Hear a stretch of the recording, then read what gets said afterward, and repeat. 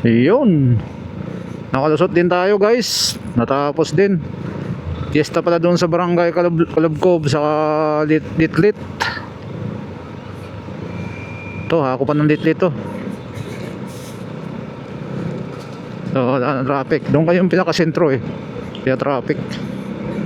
Nagpa-traffic lang naman doon yung mga nakapark. Kabilaan kasi. Eh, late pa ng kalsada. Kumbaga sa ano, to lane lang to. 0-0 pa. Paradahan pa ng kabilaan. Eh, 1 lane ang tira.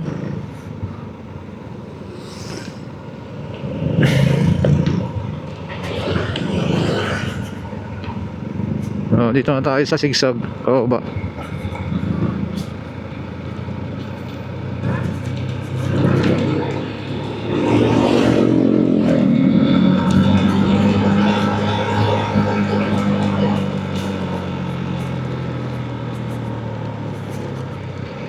Ayan, Amadeo, Cavite, yun.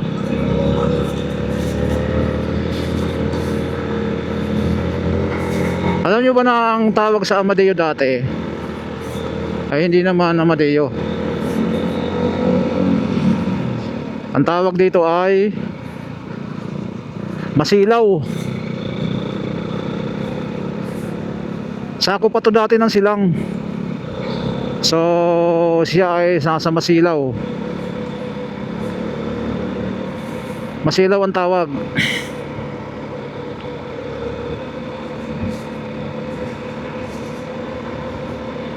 Ito rin yung tinatawag na Coffee of the Philippines. Ayan guys ha. Kasi sa dahil taniman talaga ng mga coffee to. Dami. Ito yung Coffee Capital of the Philippines. Ito yung tinatawag na Masilaw.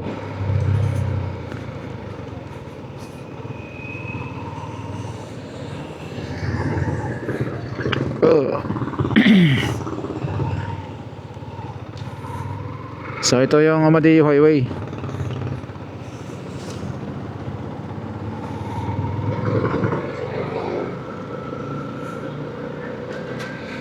So gilid muna tayo. Parang naambon.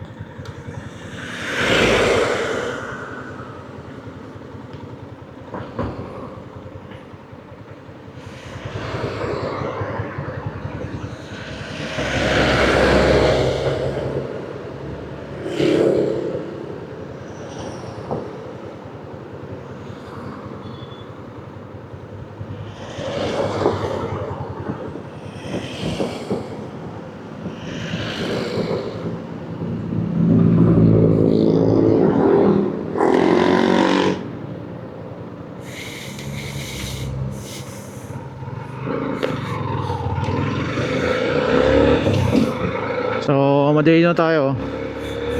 Alam niyo na guys, ang tawag dati ng Amadeo ay, bago naging Amadeo ito ay Masilaw. Sakop pa ng Silang.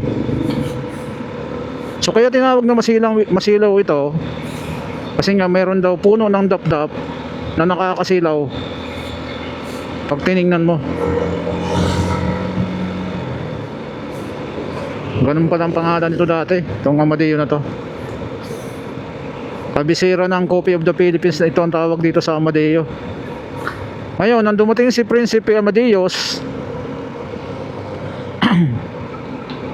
ng Espanya, ito ang ipinangalan sa kanya nung pumasyal dito sa lugar na to.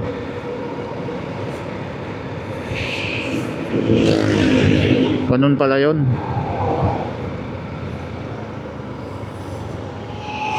Masilaw to Amadeus. Kay Prinsipe Amadeus pala to ng Espanya. Yun ang ipinangalan dito.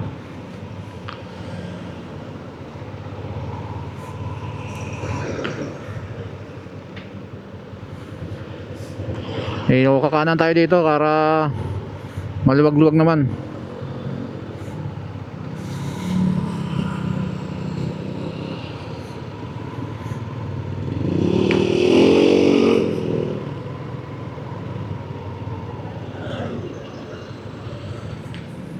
Marami rin ang mga ano dito sa Amadeo, mga populasyon. Naku, traffic dito. Ano kaya nangyari dito?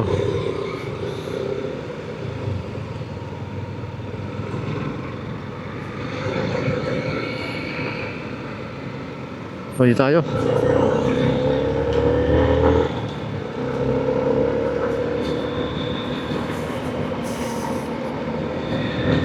Nakita nyo na yung ano dito sa lugar ng Amadeus, oh.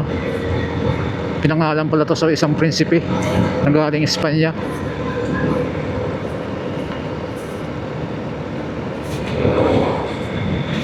Ayan ang lugar yan, mga taniman niya sa gilid. Yan, oh, mga kung makita mo yan,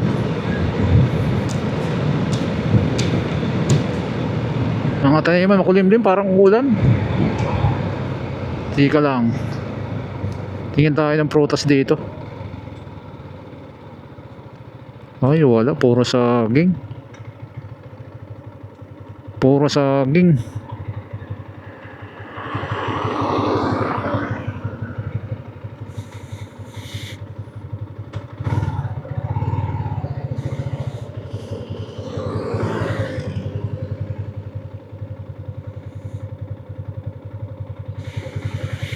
Diretso tayo. So ang tanong, bakit nga pala ipinangalan kay Prinsipe Amadeus ang Espanya itong Amadeus na dating tawag ay Masilaw? Kasi nga birthday ni Prinsipe Amadeus. Ito ang pinakaregalo niya, sa kanya ipangalan, pinaregalo sa kanya. Nasa kanya na lang ipangalan ang lugar na to.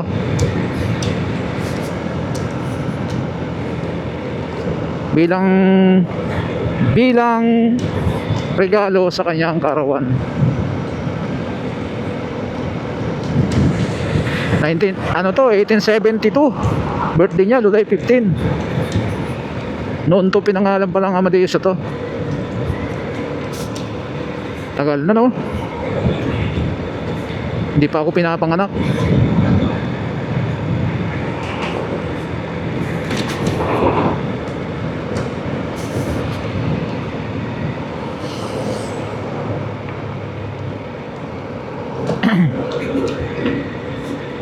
May 26 barangay ito.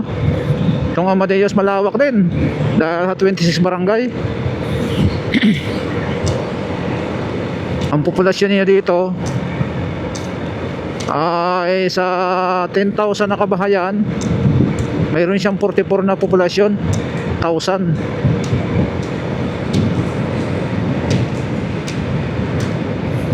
Sama na yung mga anak-anak niyan. So papunta tayo ngayon ng Indang. Pagtagos natin Indang,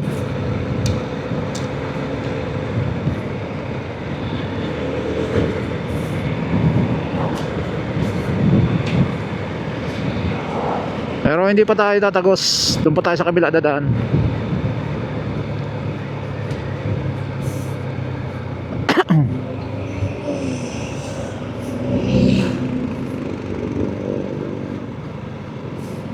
Ito, isa pa, Amadeo to. So dito tayo sa Indang. Sa Amadeo Road pa rin yan. So wala na mga prutas-prutas pala dito. So ang dilim na ng langit. Ang dilim ng kalangitan.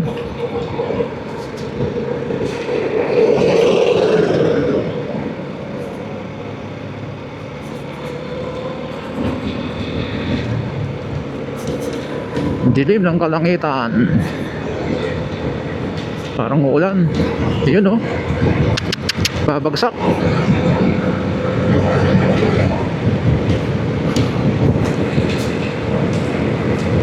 Paantulin ng bukyo, oh. Tumatakbo ng 70. So dahil maulan, mauna tayo doon sa unahan.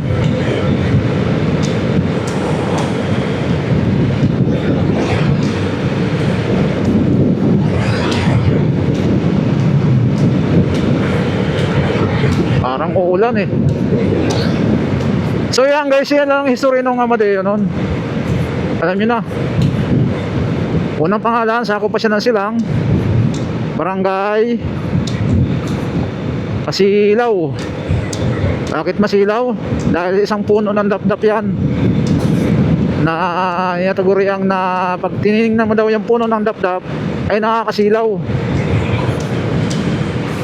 Ayun, nung dumating si Prinsipe Amadeus from Espanya, yung time na karawan niya din ay ito ang pinangregalo sa kanya. Pinangalan niya yung Amadeus. Na may nung sininsus to ng 2024, mayroon tong 44,000 mahigit 44,790 populasyon sa 10,317 kabahayan. Ganun siya kadami. Kasama na yung mga ano dyan. Baka ngayon baka lumagpas pa kasi nag-pandemic eh. So wala nang magagawa sa pandemic. Pagkakabibi talaga.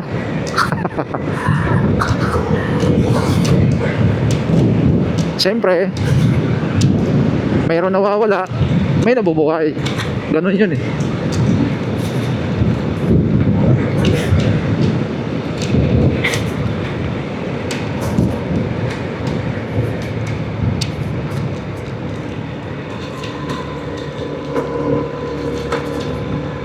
So wala tayo nakitang prutas. So Indang na po tayo guys. So ito yung Indang Road. Kanan po tayo dito. Hindi na tayo magtatagaytay kasi on dilim ng langit doon.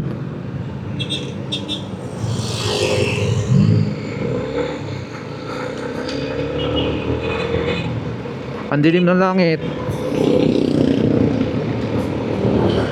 So sige, mauna ka na. Yan. Kasi nakabuelo ka na eh.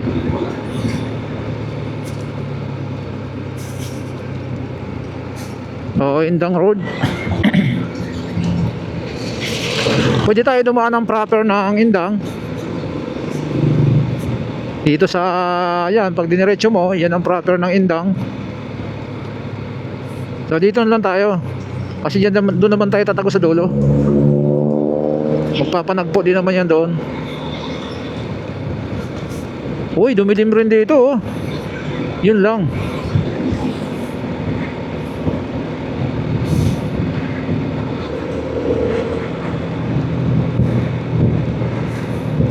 Ngayon tayo dito kung hindi na ako dadaan doon sa pista.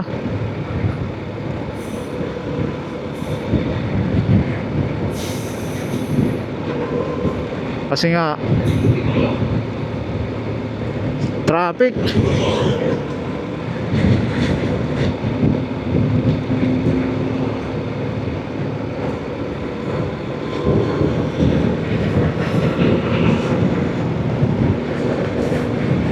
Ayun yung kalsada ng ano, Indang.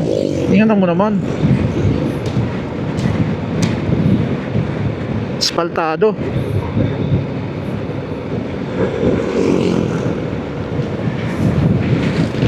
Oh.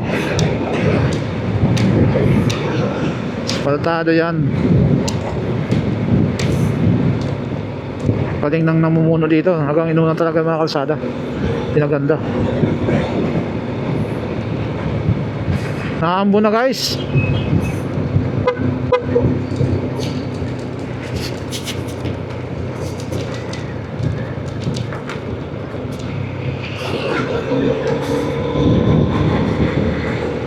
Nasa likod natin yung ulan.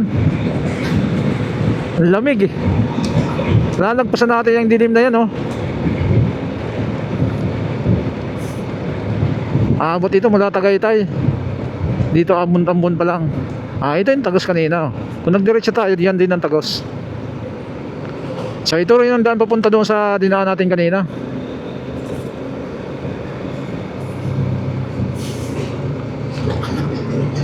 Indang proper. So ito, nasa highway lang tayo.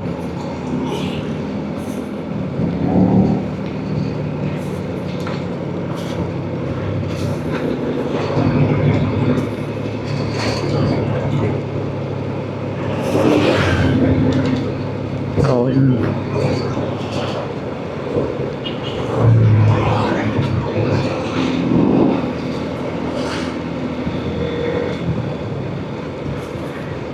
Papagas tayo dyan mamaya kasi mas mura dyan sa may bandang 13.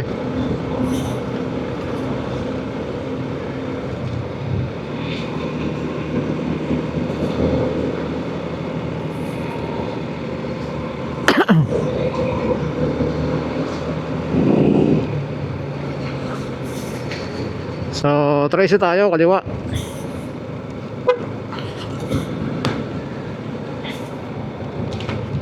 Kasi wag kumanan tayo, balik tayo ng Amadeo.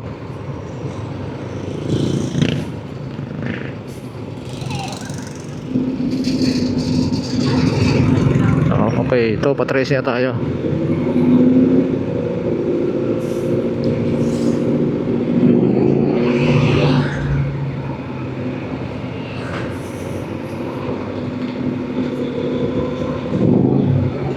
Tracy Martires.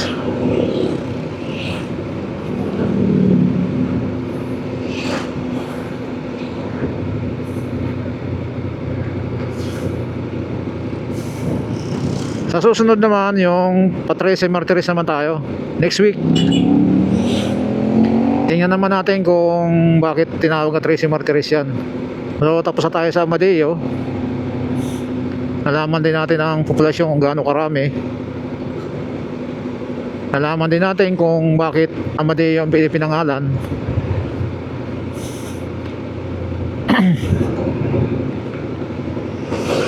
Dahil nga sa yan pala ay niregalo sa kanya dahil ang karawan ni Prinsipe Amadeus from Espanya. So teka lang, may titingnan lang ako dito. Parang mayroong prutas doon.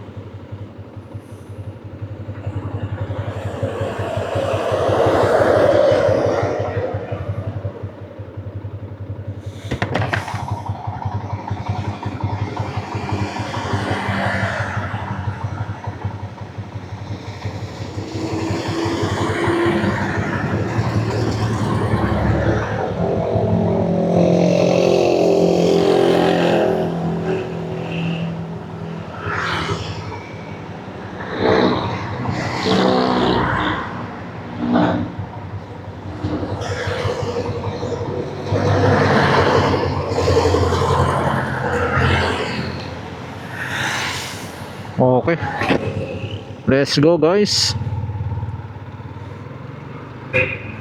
Okay,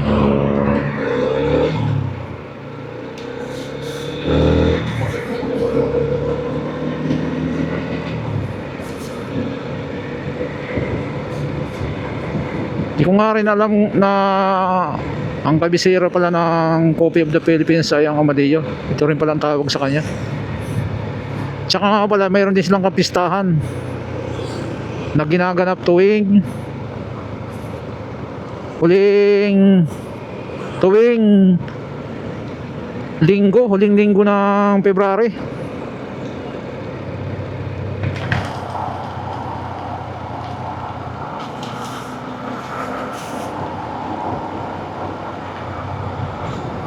Fiesta Panimis. Yun, may ilang ka. Tika lang.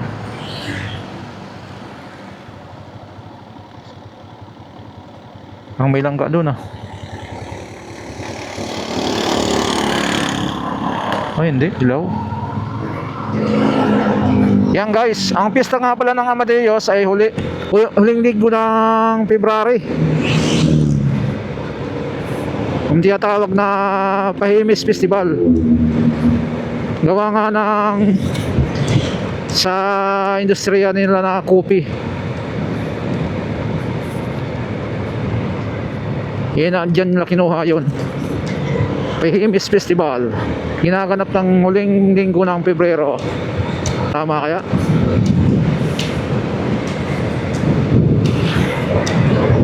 So ayan, alam na natin ano yung history ng Amadeo. Next week, ano naman tayo? General Trias. Tingnan natin kung bakit tinawag na General Trias.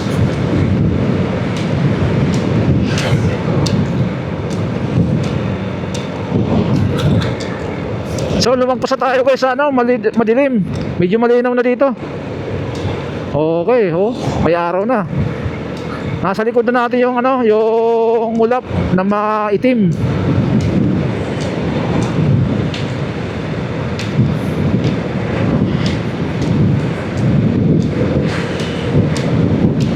Naulitin ko, isang ano lang, papyaw. Dati ang tawag sa Amadeus ay Masilaw. Gawa ng sa sabi nilang may puno ng dapdap na nakakasilaw. So doon yun ipinangalan. Malaking puno yun, dapdap. Tsaka sakop pa siya ng silang. Nung ipinangalan kay Prinsipe Amadeus, ibinukod na siya. Nagkaroon na to ng barangay, ang sakop 26 barangay. So mamaya isa-isahin ko kung anong barangay yun. Wala maraming barangay, 26. Malawak din pala ang Amadeus. So salamat kay Prinsipe Amadeus ng Espanya. Dahil sa pangalan niya inilagay ang Amadeus. So maraming history siguro yan kung pag-aaralan kung bakit, kung hanggang saan bang sakop ng silang, kung malawak ba siya sakupan niya o hinati-hati na, hindi natin masabi. So kung titingnan natin sa history kung ano talaga ang pinaka totoong pangyayari niyan, kasi nagkahati-hati na eh.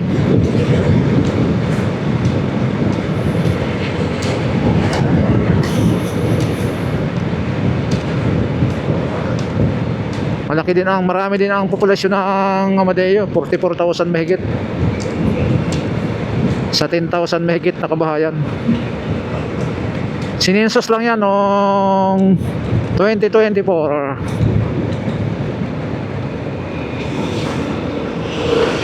Okay guys, sumaya naman ulit. Bye bye.